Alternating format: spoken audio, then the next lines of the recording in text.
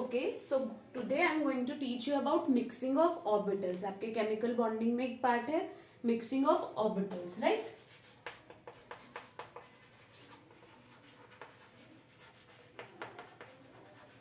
बेटा जो ऑर्बिटल्स होते हैं ना, इनको हम दो तरह से मिक्स कर सकते हैं, ठीक है? कैसे? अगर मैं फर्स्ट केस होता है एक ही एटम के डिफरेंट एनर्जी लेवल के ऑर्बिटल्स को मिक्स करूं, दूसरा केस होता है दो अलग अलग एटम के सेम एनर्जी लेवल के ऑर्बिटल्स को मिक्स करूं. फॉर एग्जाम्पल, मैंने एक नाइट्रोजन लिया, नाइट्रोजन के मैंने एक ही एटम है, इसके दो एनर्जी लेवल के ऑर्बिटल्स को मिक्स करवा दिया. जैसे मैंने 2s और 2p में मिक्सिंग कराई, राइट?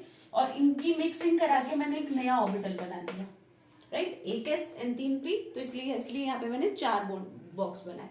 तो एक होता है ये, इसे हम बोलते हैं हाइब्रिडाइजेशन. क्या किया मैंने? एक ही एटम के डिफरेंट एनर्जी लेवल के ऑर्बिटल्स को मिक्स करके एक नया ऑर्बिटल बना दिया, राइट? दूसरा केस होता है मैंने दो नाइट्रोजन ले लिए, दोनों नाइट्रोजन का सेम एनर्जी लेवल. आप 1s भी ले सकते हो, 2s भी ले सकते हो, 2p भी ले सकते हो. मैं एग्जांपल दे रही हूँ आपको 1s लेके, राइट? दोनों नाइट्रोजन का सेम एनर्जी लेवल, इनकी अगर मैंने मिक्सिंग कराई, एक होता है ये तरीका मिक्सिंग कराने का. आप नाइट्रोजन की जगह हेट्रोएटॉमिक मॉलिक्यूल भी ले सकते हो, कार्बन मोनोऑक्साइड का भी हम बना सकते हैं, लेकिन आपके सिलेबस में होमो एटॉमिक है, मतलब दोनों सेम एटम्स, इसलिए मैंने दोनों नाइट्रोजन कंसीडर किए. 1s इनकी मिक्सिंग कराई. देखो अब इनमें डिफरेंट क्या है, इसमें एनर्जी लेवल डिक्रीज, मतलब नए ऑर्बिटल की एनर्जी इन दोनों के बीच में आई. इसमें नए ऑर्बिटल या तो उनकी एनर्जी कम हुई है या उनकी एनर्जी बढ़ी है. इसमें डिफरेंस क्या है बेटा, इसमें हम ऑर्बिटल को वेव नेचर का कंसीडर करते हैं. लाइक वेव्स तो आपने पढ़ी है फिजिक्स में, ठीक है? तो इसमें ऑर्बिटल्स को हम वेव नेचर कंसीडर करते हैं. तो वेव्स में क्या क्या दो चीजें हो सकती हैं, अगर दो वेव्स हैं, राइट? ये तो इनमें या तो कंस्ट्रक्टिव इंटरफेरेंस हो सकता है कि दोनों एड अप हो जाए और एम्पलीट्यूड बढ़ जाए, या अगर डिफरेंट फेज में है, फॉर एग्जांपल ये पॉजिटिव ये नेगेटिव, तो डिफरेंट फेज में तो क्या होता है इनमें कंस्ट्रक्टिव मिक्सिंग, इसका एम्पलीट्यूड कम हो जाता है. तो अगर कंस्ट्रक्टिव होती है तो बीएमओ बनता है, इसको बोलते हैं, नीचे वाले को हम बोलते हैं बीएमओ, बॉन्डिंग मॉलिक्यूलर ऑर्बिटल. ऊपर वाले को हम बोलते हैं ABMO, anti bonding molecular orbital, right? ये कंस्ट्रक्टिव इंटरफेरेंस का रिजल्ट है, ये डिस्ट्रक्टिव इंटरफेरेंस का रिजल्ट है, right?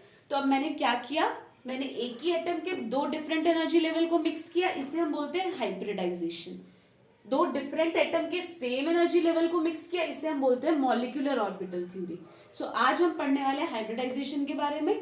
Molecular orbital theory we will discuss later, right?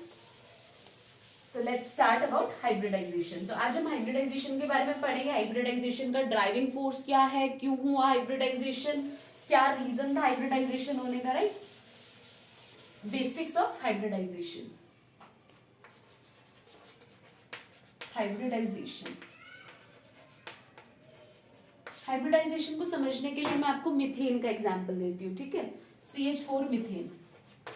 Methane में एक कार्बन है, कार्बन की कॉन्फ़िगरेशन क्या होती है, atomic number 6, configuration 1s2 2s2 2p2, right? लेकिन क्या होता है, कार्बन में एनर्जी डिफरेंस कम है 2s एंड 2p में, तो इसमें फ्री एक्साइटेशन होती है. फ्री एक्साइटेशन मतलब रूम टेम्परेचर पे s का इलेक्ट्रॉन p में शिफ्ट हो जाता है, तो ये कॉन्फ़िगरेशन बन जाती है 1s2 2s1 2p3, ठीक है? इसलिए हम कार्बन की हमेशा टेट्रावेलेंट बोलते हैं कार्बन को. आपने हमेशा कार्बन की वैलेंसी 4 पढ़ी है, 2 नहीं पढ़ी ना, तो इसीलिए हम उसको टेट्रावेलेंट बोलते हैं, क्योंकि इसमें फ्री एक्साइटेशन होते हैं. तो 2s1 2p3 वैलेंस शेल हम कंसीडर करेंगे, बस 2s1 2p3 and 4 hydrogen, hydrogen का 1s कंबाइन करता है 4 hydrogen, 1s 1s 1s 1s, ठीक है? नाउ CH4 के एग्जांपल में आप मुझे बताओ, हाइड्रोजन का 1s ऑर्बिटल किससे कंबाइन करेगा, कार्बन के 2s से या 2p से? किससे कंबाइन? तो देखो दोनों से करेगा, लेकिन किससे बेटर कंबाइन करेगा? तो इसके लिए हम पढ़ते हैं ऑर्बिटल सिलेक्शन प्रिंसिपल. हमें कौन से ऑर्बिटल की बेटर ओवरलैपिंग हो, इसको ना जानने के दो तरीके होते हैं. ऑर्बिटल को सिलेक्ट करने के दो तरीके होते हैं. फर्स्ट होता है उसकी एनर्जी, या फिर आप बोल सकते हो उसका साइज. दूसरा तरीका होता है उसकी शेप. किसकी शेप? ऑर्बिटल की शेप, राइट? देखो एनर्जी, जितना ऑर्बिटल का साइज छोटा होगा उतना वो न्यूक्लियस के ज्यादा पास होगा, उतनी उसकी एनर्जी कम होगी, ठीक है? 1s और 1p में p ज्यादा डिफ्यूज्ड है, p की शेप डंबल होती है, एस स्फेरिकल होता है, छोटा होता है, न्यूक्लियस के ज्यादा पेनिट्रेट, एस हमने पढ़ा है ना, एस पेनिट्रेट ज्यादा होता है, न्यूक्लियस के ज्यादा पास होता है, तो एस की एनर्जी कम होती है एज कंपेयर टू पी। तो साइज और एनर्जी वाले केस में एस विंस। एस और पी में से कौन जीता? एस। अब शेप के लिए देखो, मैं आपको एक एग्जांपल देती हूँ। मेरे पास एक आयरन बॉल है, एक आयरन नाइफ है, दोनों आयरन के बने हैं, राइट। अगर मैं आपकी तरफ दोनों को थ्रो करूं, एक बार आयरन बॉल एक बार आयरन नाइफ, आपको किससे ज्यादा चोट लगेगी? Obviously from iron knife. क्यों? क्योंकि हमने उस आयरन को एक डायरेक्शन दे दी, उसको एक पॉइंट में शार्प कर दिया, एक डायरेक्शन दे दी, ठीक है। तो चोट इसलिए ज्यादा होगी, वो आपकी बॉडी में ज्यादा अच्छे से पेनिट्रेट करेगा। तो जिसको डायरेक्शन हम दे देते हैं, अगर जो ऑर्बिटल डायरेक्शन होगी जिस ऑर्बिटल की, वो ओवरलैपिंग बेटर करेगा, वो ज्यादा अच्छे से पेनिट्रेट करेगा, राइट। मिक्स होगा, पेनिट्रेट नहीं बोल सकते, मिक्स बोल सकते हैं, ठीक है। एस और पी में से कौन डायरेक्शनल नेचर का होता है? पी। जब हम मिक्सिंग कराएंगे तो पी की इलेक्ट्रॉन डेंसिटी एक डायरेक्शन में शिफ्ट हो जाएगी। तो इस केस में, शेप की केस में कौन जीता? पी। इधर एस इधर पी। नाउ अब हम कैसे पता लगाएं किस कैसे बेटर ओवरलैपिंग होगी? तो देखो बेटा, अगर एनर्जी डिफरेंस दोनों ऑर्बिटल्स में कम है तो हम डायरेक्शन कंसीडर करेंगे। अगर एनर्जी डिफरेंस दो ऑर्बिटल्स में ज्यादा है तो वहां हम साइज या फिर एनर्जी कंसीडर करेंगे, ठीक है। इसके लिए I give you an example. आप सबको शॉपिंग करना पसंद है, ठीक है, सबको ही पसंद होता है। तो अगर आपको मान लो जारा का कोई चीज, जारा ब्रांड का कोई चीज बहुत ज्यादा पसंद आ गया, आप उसको शॉपिंग करने जाते, बट उसका प्राइस अराउंड 10,000 है, ठीक है। लेकिन अगर आपको फर्स्ट कॉपी जारा की उसी प्रोडक्ट का कोई ड्यूब, जैसे एडिडास के शोरूम में आप शूज लेने जाते हो तो उनके ड्यूब भी आपको मिल जाते हैं ना, तो आप ऐसा शॉपिंग करने जा रहे हो, जो ओरिजिनल है उसका प्राइस मान लो 10,000, राइट। लेकिन जो ड्यूब है, फर्स्ट कॉपी है, उसका प्राइस आपको 2,000 है। तो आप किसको लेना प्रेफर करोगे? एनर्जी डिफरेंस, पैसों का डिफरेंस 8,000 ज्यादा है, हम इतना स्टूडेंट, एज ए स्टूडेंट हम इतना अफोर्ड नहीं कर सकते, तो will go for first copy, ठीक है। लेकिन अगर आपको फर्स्ट कॉपी भी 9,500 की मिल रही है, ओरिजिनल 10,000, आपको वो चाहिए, तो पैसों का ज्यादा डिफरेंस नहीं है, तो हम क्या सोचते हैं कि हम ओरिजिनल ले लें, ठीक है। 500 रुपए का ही तो फर्क है, तो इससे अच्छा हम वही ब्रांडेड ले लें। तो यही चीज होती है एनर्जी और शेप में। अगर दो ऑर्बिटल हैं, एनर्जी डिफरेंस बहुत ज्यादा है तो हम एनर्जी कंसीडर करेंगे, बट एनर्जी डिफरेंस कम है तो हम डायरेक्शनल नेचर। फॉर एग्जांपल, मैं आपसे पूछूं 2s और 2p में से कौन बेटर ओवरलैप करेगा? A option 2s, B option 2p को किस में ओवरलैपिंग बेटर होगी? 2s and 2p energy difference है, बट ज्यादा एनर्जी डिफरेंस नहीं है, क्योंकि सेम ही शेल के दो ऑर्बिटल्स है, s एंड p, 2 सेम है, तो इनमें एनर्जी डिफरेंस ज्यादा नहीं है। तो इस केस में हम डायरेक्शनल नेचर कंसीडर करेंगे, मतलब 2p की बेटर ओवरलैपिंग होगी। बट अगर मैं आपको यहाँ पे एक सी ऑप्शन और दे दूं, 1s, अब 1s एंड 2p में एनर्जी डिफरेंस थोड़ा सा ज्यादा हो जाता है, तो उस केस में एनर्जी जीतेगी। जब एनर्जी डिफरेंस ज्यादा हो गया तो यहाँ पे एनर्जी जीतेगी, तो 1s इधर बेटर ओवरलैपिंग होगी 1s की। That's why hydrogen molecule is very stable. H2 molecule पढ़ते हैं ना, H2 मॉलिक्यूल क्यों एग्जिस्ट कर रहा है, क्यों स्टेबल है? 1s ओवरलैपिंग की वजह से, ठीक है। तो ये था ऑर्बिटल सिलेक्शन प्रिंसिपल। एंड ये चीज याद रखना, हाइब्रिडाइजेशन से जो नए ऑर्बिटल बनते हैं वो सिर्फ अपने पेरेंट से बेटर होते हैं। फॉर एग्जाम्पल, अगर मैंने 2s एंड 2p को कंबाइन करके एक sp3 ऑर्बिटल बनाया तो वो बेटर होगा सिर्फ 2s और 2p से, 1s से वो बेटर नहीं होगा, ठीक है। तो ये बेटर होते हैं हाइब्रिड ऑर्बिटल सिर्फ अपने पेरेंट जिनसे मिलके वो बने, ठीक है। तो 1s2 ये इस, अगर यहाँ पे मैंने आपको sp3 भी दे दिया तो स्टिल हियर 1s विंस, क्योंकि sp3 2s 2p से मिलके अगर बना है तो एनर्जी डिफरेंस ज्यादा हो जाएगा, तो वहां पे 1s जीतेगा। ये बेटर होते हैं। अगर यहाँ पे 1s नहीं होता तो हम कंसीडर करते हैं कि sp3 की ओवरलैपिंग बेटर होगी। हाइब्रिड ऑर्बिटल सिर्फ अपने पेरेंट ऑर्बिटल से बेटर कंसीडर करते हैं हम, ठीक है। तो अब let's come to hybridization. CH4 again, देखो CH4 में क्या होता है, एक S है, कार्बन में 3 P है, ठीक है, 2s एंड 2p। अगर CH4 में हाइब्रिडाइजेशन नहीं हुई होती, I should make it like that, 2s की एनर्जी कम होती है, 2p की एनर्जी ज्यादा होती है, तो मैं इसको एनर्जी ऑर्डर में बना देती हूँ ताकि आपको क्लियर रहे। 2p की एनर्जी ज्यादा, 2s की एनर्जी कम, ठीक है। अब अगर इनमें हाइब्रिडाइजेशन नहीं हुई होती तो हमें डिफरेंट तरह के बॉन्ड देखने को मिलते हैं, क्योंकि एक हाइड्रोजन S से कंबाइन होता है, 3 हाइड्रोजन P से कंबाइन होते हैं, राइट। तो S वाली जो बॉन्डिंग होती है वो थोड़ी सी अलग होती, S का नेचर अलग है, P की बॉन्डिंग अलग होती, P का नेचर अलग है। तो हमें 2 तरह के बॉन्ड्स देखने को मिलते हैं CH4 में। दूसरा आपने ये पढ़ा होगा, PX, PY and PZ orbitals आपस में परपेंडिकुलर होते हैं, राइट। तो CH4 की जब अगर मिक्सिंग नहीं होती CH4 में, तो बॉन्ड्स क्या होते हैं, आपस में परपेंडिकुलर होते हैं, इस तरह से 90 डिग्री के एंगल पे होते हैं, 90 डिग्री 90 डिग्री। CH4 की शेप कुछ इस तरह होती, राइट। लेकिन जब हमने स्पेक्ट्रोस्कोपिक एनालिसिस से निकाला एंगल कितना होता है, 90 डिग्री। जब हमने एक्चुअली CH4 की शेप निकाली तो CH4 की शेप कैसी आई, परफेक्ट टेट्राहेड्रल। टेट्राहेड्रल शेप कैसे होती है, यहाँ पे मान लो बीच में कार्बन है, एक एटम इधर, एक एटम इधर, ये दोनों सेम प्लेन में बॉन्ड, ये दोनों सेम प्लेन में, एक आगे एक पीछे, ये होता है टेट्राहेड्रल, राइट। ये दोनों सेम प्लेन में, एक आगे एक पीछे, प्लेन ऑफ पेपर के। तो आगे वाला जो बॉन्ड होता है उसको हम इस तरह से ड्रॉ करते हैं वेज लाइन से, पीछे वाले बॉन्ड को हम डैश से ड्रॉ करते हैं, ठीक है। और सब में एंगल जो होता है वो 109 डिग्री 28 मिनट्स होता है टेट्राहेड्रल में। तो जब हमने CH4 की शेप निकाली तो CH4 comes out to be complete tetrahedral, perfect tetrahedral with an angle of 109 degree 28 minutes। होना क्या चाहिए था, 90 डिग्री। एंड मोर ओवर चारों बॉन्ड CH4 के सेम नेचर के होते हैं, ये वाला CH 1 2 3 4, ये चारों बॉन्ड्स सेम नेचर के होंगे। अब होना क्या चाहिए था, 90 डिग्री का एंगल होना चाहिए था, बॉन्ड्स डिफरेंट टाइप के होने चाहिए थे, पर आया क्या हमारे पास, 109 डिग्री का एंगल, चारों बॉन्ड सेम, तो एंगल इंक्रीज हो गया 19 डिग्री से। अब ऐसा क्यों हुआ, चारों बॉन्ड सेम आए, मतलब 2s and 2p में कुछ तो हुआ होगा जिसकी वजह से चारों बॉन्ड सेम हो गए। इनका मॉलिक्यूल बनने से पहले कुछ ना कुछ तो 2s and 2p के साथ हुआ होगा, तो वो चीज जो हुई इनके साथ उसे हम बोलते हैं हाइब्रिडाइजेशन, ठीक है। इन दोनों ने कंबाइन करके sp3 ऑर्बिटल बनाया,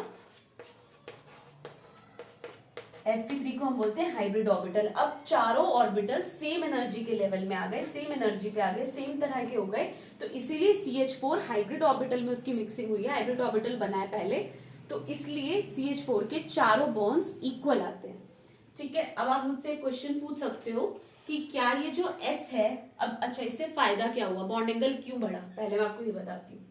इससे फायदा ये हुआ, देखो S and P की जब हम मिक्सिंग करेंगे तो क्या होगा, S spherical, P dumbbell, opposite face. अब हम मिक्सिंग कराएंगे plus plus plus minus, constructive destructive, तो क्या होगा, प्लस प्लस मिलेंगे तो ये वाला जो लोब होगा ये मोटा हो जाएगा फूल के, राइट, और इसमें डिस्ट्रक्टिव है तो ये लोब छोटा हो जाएगा, ये बनेगा sp3, ठीक है।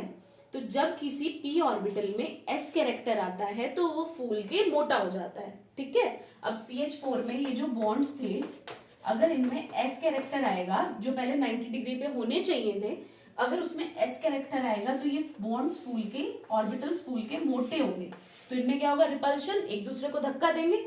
दो पतले पतले लोग बैठे हैं, कार की पिछली सीट पे 3 लोग आराम से कब बैठ सकते हैं, जब तीनों का साइज पतला पतला हो, राइट। लेकिन अगर 3 हैवी लोग बैठेंगे तो क्या होगा, वो कंफर्टेबली नहीं बैठ पाएंगे, क्यों, क्योंकि एक दूसरे को धक्का मारेंगे। सेम यहाँ बॉन्ड मोटे हो गए, तीनों बॉन्ड एक दूसरे को धक्का मारेंगे, इनमें क्या होगा, रिपल्शन, रिपल्शन की वजह से क्या होता है, बॉन्ड एंगल इंक्रीज हो जाता है 19 डिग्री से, 190 डिग्री होना चाहिए था, हो जाता है 109 डिग्री, तो 19 डिग्री 28 मिनट से बॉन्ड एंगल इंक्रीज हो जाता है CH4 में। रीजन आपको समझ में आया। एंड मोर ओवर S में P कैरेक्टर, अब S को क्या मिल गया, S और P मिक्स हो रहे हैं तो दोनों का फायदा हुआ। S में क्या आ गया, डायरेक्शनल नेचर आ गया, S डायरेक्शनल नेचर का नहीं था। और P में क्या हुआ, P की एनर्जी थोड़ी सी कम हो गई S के साथ मिक्स होने की वजह से। sp3 कहाँ बन रहे हैं, S और P के बीच में बन रहे हैं ना, तो एनर्जी कम, P की एनर्जी कम हो गई, S में P मिक्स होने की वजह से डायरेक्शनल नेचर आ गया, ठीक है। तो अब sp3 ऑर्बिटल जब बनेंगे या sp3 जब मिक्सिंग होगी तो अब जो बॉन्ड्स बनेंगे वो थोड़े से स्ट्रॉन्ग होंगे, क्यों, क्योंकि S में क्या आ गया, डायरेक्शनल नेचर आ गया, डायरेक्शनल नेचर आने की वजह से बॉन्ड्स क्या होंगे, स्ट्रॉन्ग होंगे। अच्छा, तो बेटा क्या हाइब्रिडाइजेशन होने का ड्राइविंग फोर्स सिर्फ यही है कि बॉन्ड स्ट्रॉन्ग बने, हाइब्रिडाइजेशन हुआ इसका ड्राइविंग फोर्स क्या है, अगर मिक्सिंग नहीं होती CH4 तो भी बन जाता, पर बॉन्ड तब वीकर होते हैं। तो क्या सिर्फ बॉन्ड स्ट्रॉन्ग होना is the main reason for hybridization? No. Main reason for hybridization आपके पेपर में पूछ सकते हैं, what is the driving force for hybridization, why hybridization occur. तो हाइब्रिडाइजेशन क्यों होता है? हाइब्रिडाइजेशन होने का मेन रीजन ये भी एक रीजन है कि मॉलिक्यूल में बॉन्ड के जो बॉन्ड्स होंगे वो स्ट्रॉन्गर होंगे। This is also a reason but it is a minor reason. तो हाइब्रिडाइजेशन होने के दो रीजन CH4 में, एक यही है stronger bonds, stronger bonds means, but ये माइनर रीजन है। मेजर रीजन है स्टेरिक स्टेबलाइजेशन, मतलब मॉलिक्यूल का स्टेबल होना। देखो अगर बॉन्ड्स 90 डिग्री पे होते तो इनमें क्या होता, कार्बन का साइज भी छोटा है, सेकंड पीरियड का एलिमेंट है, हाइड्रोजन का साइज भी छोटा है। तो छोटे एलिमेंट पे जब हम चार हाइड्रोजन लगाएंगे ना, तो उनके बीच में धक्का मुक्की होगी, उनके बीच में रिपल्शन होगा। रिपल्शन होने की वजह से मॉलिक्यूल अनस्टेबल हो जाएगा।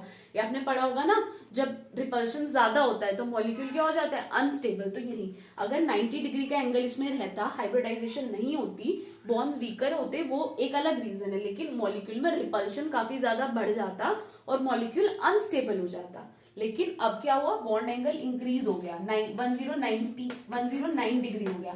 तो क्या हो गया, अब हाइड्रोजन दूर दूर हो गए, तो इसकी वजह से रिपल्शन नहीं लगेगा उनमें और ये मॉलिक्यूल स्टेरिकली स्टेबलाइज्ड हो जाएगा।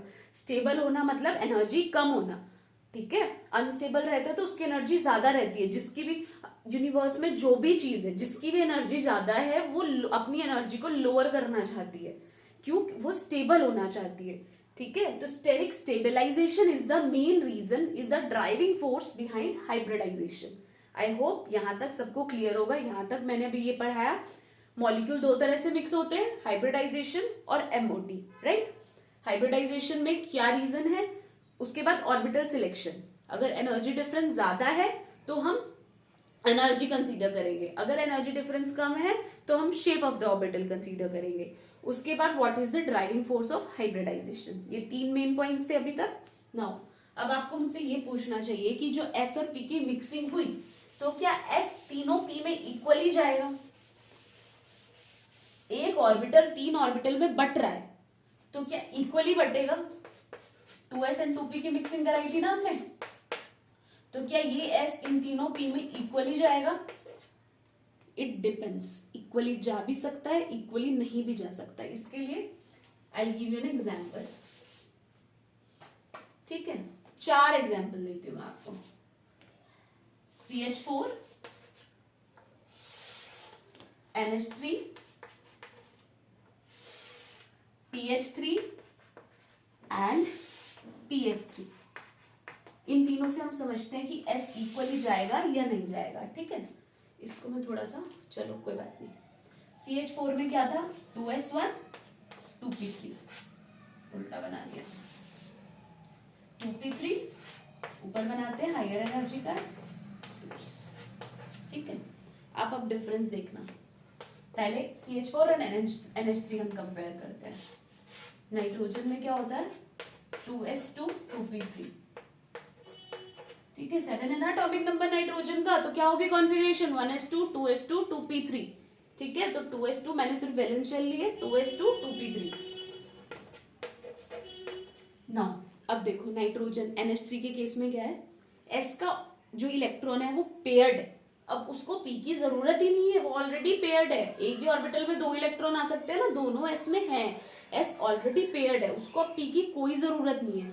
लेकिन P को तो बॉन्डिंग करनी है ना 3 हाइड्रोजन से, P को तो जरूरत है, क्यों, क्योंकि P का एनर्जी ज्यादा है, ठीक है। अगर इसमें हाइब्रिडाइजेशन नहीं होती तो नाइट्रोजन पे एक लोन पेयर और 3 हाइड्रोजन 90 डिग्री पे होते। अगेन नाइट्रोजन का साइज छोटा है, ऊपर से लोन पेयर भी प्रेजेंट है, कितना ज्यादा रिपल्शन हो जाता, उसकी वजह से मॉलिक्यूल अनस्टेबल हो जाता, ठीक है। मॉलिक्यूल NH3 एग्जिस्ट ही नहीं करता अगर हाइब्रिडाइजेशन नहीं होती। तो अब अगर NH3 को स्टेबल करना है तो कुछ तो करना पड़ेगा। देखो इसके लिए समझो, आपको ना एक रिलेटिव के घर जाना है, ठीक है। वो रिलेटिव आपको बहुत पसंद है, आपको किसी अपने फेवरेट कजिन के घर जाना है, आप पूरे मन से जाओगे उसके घर में, पूरे दिमाग से उसके साथ में प्रेजेंट होगे क्योंकि आप जाना चाहते हो वहां पे, ठीक है। यहाँ पे ये केस था, S भी P से मिक्स होना चाहता था, इस रिलेटिव के घर जाना चाहता था, लेकिन अगर अब आपको कोई फंक्शन है किसी रिलेटिव के घर जिसको आप बिल्कुल पसंद नहीं करते, आपके मम्मी पापा आपको फोर्सफुली जबरदस्ती लेके जा रहे हैं, ठीक है, तो क्या होगा, आप फिजिकली तो वहां चले जाओगे, आपका माइंड तो नहीं होगा ना, क्योंकि आप वहां जाना नहीं चाहते हो, आप वहां कंप्लीटली प्रेजेंट नहीं हो पाओगे। यही एस के साथ हुआ, एस मिक्स नहीं होना चाहता, लेकिन मॉलिक्यूल अगर स्टेबल करना है तो उसे मिक्स होना पड़ेगा। अब वो जाना नहीं चाहता, उसे जाना पड़ेगा, ठीक है। तो इस केस में क्या होता है, एस कंप्लीटली मिक्स नहीं होता, ठीक है, मतलब इक्वली पी में नहीं जाता, इसको हम बोलते हैं नॉन आइडियल हाइब्रिडाइजेशन। जब वो जाना चाहता था तब हम उसे बोलते थे आइडियल हाइब्रिडाइजेशन, नहीं जाना चाहता इसे हम बोलते हैं non ideal hybridisation. Sorry, PH3। अब एक ये भी हो सकता है कि हाइब्रिडाइजेशन हो ही ना, जरूरी थोड़ी है हर मॉलिक्यूल में हाइब्रिडाइजेशन हो। अब नाइट्रोजन से जब हम फोस्फोरस की भी कॉन्फ़िगरेशन यही है 3s2 3p3। अब इसमें 3s2 3p3 क्यों हुई, क्योंकि हम थर्ड पीरियड में आ गए, तो वैलेंस शेल कॉन्फ़िगरेशन हो गई 3s2 3p3, ठीक है। नाइट्रोजन से जब नीचे आओगे, नाइट्रोजन सेकंड पीरियड का एलिमेंट है, फोस्फोरस उसके नीचे लाई करता है, तो हम सेकंड से थर्ड पीरियड में आ गए, इसलिए 3s2 3p3, ठीक है। अब इसमें क्या है, जब आप ऊपर से नीचे एक ग्रुप में मूव करते हो, पीरियोडिसिटी में आपने पढ़ा होगा, नाइट्रोजन से जब हम फोस्फोरस पे आते हैं तो एटम का साइज बढ़ता है, ठीक है। अब नाइट्रोजन से हम फोस्फोरस पे मूव किए, पी का साइज बढ़ गया, नाइट्रोजन इतना था तो फोस्फोरस इतना है, ठीक है। अब साइज बढ़ गया, अब हाइड्रोजन छोटे हैं, फोस्फोरस बड़ा है। अब इस केस में रिपल्शन हो गई, मिक्सिंग हम करा क्यों रहे थे, सारा खेल क्यों करा रहे थे, ताकि मॉलिक्यूल में रिपल्शन ना हो, पर अब फोस्फोरस का साइज ही बढ़ गया, अब कोई रिपल्शन के चांस, छोटे मॉलिक्यूल पे अगर यहाँ यहाँ यहाँ एटम होंगे तो उसमें रिपल्शन होगा, अब मॉलिक्यूल का साइज ही बढ़ गया है, बड़ी बॉल, फॉर एग्जांपल आप बीच में क्रेजी बॉल लगाओ और 3 बड़ी बॉल साइड में कोस्को वाली लगाओ तो वो स्टेबल नहीं रहेगी, लेकिन अगर आप बीच में फुटबॉल लगा दो और 3 वो कोस्को वाली बॉल लगाओ तो क्या होगा, मॉलिक्यूल में रिपल्शन नहीं होगा, क्योंकि सेंट्रल एटम का साइज बढ़ गया है, इधर फोस्फोरस का साइज बढ़ गया, तो इस केस में रिपल्शन होगा ही नहीं। तो जब रिपल्शन होगा ही नहीं तो क्यों एस अपनी एनर्जी बढ़ाए, ठीक है। जब रिपल्शन हो ही नहीं रहा, मॉलिक्यूल बिना हाइब्रिडाइजेशन के भी स्टेबल बन रहा है, तो हम क्यों अपनी एनर्जी बढ़ाएं, ठीक है। तो इस केस में मिक्सिंग नहीं होती, और ऐसे मॉलिक्यूल जिनमें मिक्सिंग नहीं होती इसमें नो हाइब्रिडाइजेशन, ठीक है। अब मिक्सिंग नहीं होगी तो बॉन्ड एंगल इसमें 90 डिग्री के आसपास ही रहेगा, हाइड्रोजन जो होंगे वो 90 डिग्री पे ही रहेंगे। ऐसे मॉलिक्यूल्स को हम बोलते हैं ड्रैगो मॉलिक्यूल्स, ठीक है, ड्रैगो मॉलिक्यूल्स, ड्रैगो मॉलिक्यूल्स। अब आप मुझसे ये बोल सकते हो PF3 में भी फोस्फोरस का साइज तो बड़ा है, फ्लोरीन छोटा है, हेलोजन है, फर्स्ट पीरियड सेकंड पीरियड का एलिमेंट है, फोस्फोरस का साइज छोटा है, तो इस केस में क्या होगा, इस केस में हाइब्रिडाइजेशन, इस केस में हाइब्रिडाइजेशन होगी। देखो फोस्फोरस और फ्लोरीन में जो इलेक्ट्रोनेगेटिविटी डिफरेंस है वो काफी ज्यादा है, जिसकी वजह से फ्लोरीन पे पार्शियल नेगेटिव और फोस्फोरस पे पार्शियल पॉजिटिव चार्ज आ जाता है। आपको पता है जब कोई कैटायन फॉर्म होता है तो क्या होता है, कैटायन जब बनता है तो उसमें से एक इलेक्ट्रॉन निकल जाता है तो उसका साइज छोटा हो जाता है ना, पॉजिटिव। फॉर एग्जाम्पल Na है, Na की कॉन्फ़िगरेशन क्या होती है 281, अगर मैं सोडियम आयन बना दूं 28 तो क्या होगा, इलेक्ट्रॉन तो, प्रोटॉन तो उतने रहेंगे, इलेक्ट्रॉन कम हो जाएगा तो न्यूक्लियस उसको और फोर्स से खींचेगा इलेक्ट्रॉन्स को, तो अब पार्शियल पॉजिटिव आने की वजह से फोस्फोरस कैटायन बन जाता है, इसकी वजह से उसका साइज छोटा हो जाता है।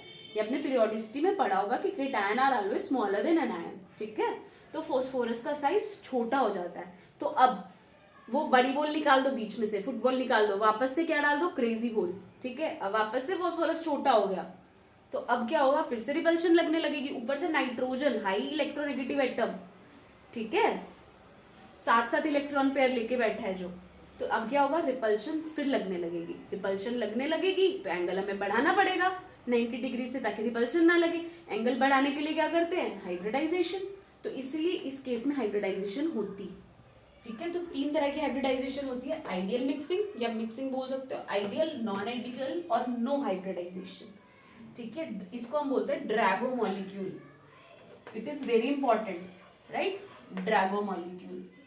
तो ड्रैगो, अब आप मुझे पूछ सकते हो ड्रैगो कौन कौन से होते हैं, ठीक है, ड्रैगो मॉलिक्यूल्स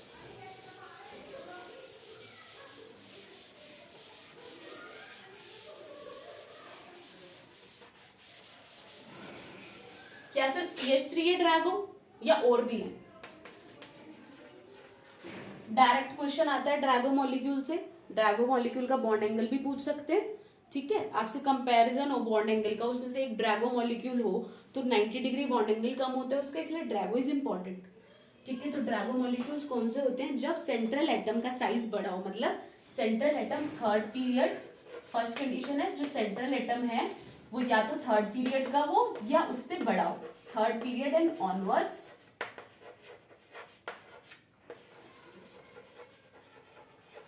दूसरी कंडीशन, सेंट्रल एटम पे लोन पेयर प्रेजेंट हो, एक लोन पेयर हो। थर्ड कंडीशन ये है कि साइड एटम जो उसके साथ में एटम्स लगे हुए हैं उनकी इलेक्ट्रोनेगेटिविटी 2.5 से कम, ठीक है। हाइड्रोजन की इलेक्ट्रोनेगेटिविटी 2.5 से कम थी, लेकिन PF3 में फ्लोरीन की इलेक्ट्रोनेगेटिविटी ज्यादा थी, तो उसको वैसे भी ड्रैगो हम नहीं बोल सकते, ठीक है। तो ये तीन कंडीशन है। तो 2.5 से इलेक्ट्रोनेगेटिविटी कम यूजुअली हाइड्रोजन की होती है, तो इसलिए 7 मॉलिक्यूल्स है जो ड्रैगो है। कौन कौन से, लर्न करने का बहुत इजी तरीका है। फॉस्फोरस हमने पढ़ा, फॉस्फोरस से स्टार्ट करो। फॉस्फोरस के नीचे के एलिमेंट्स PAS SB BI, इसके साथ 3 हाइड्रोजन, एक लोन पेयर होता है वो इन तीनों पे, 4 ये, 5वां ऑक्सीजन की फैमिली।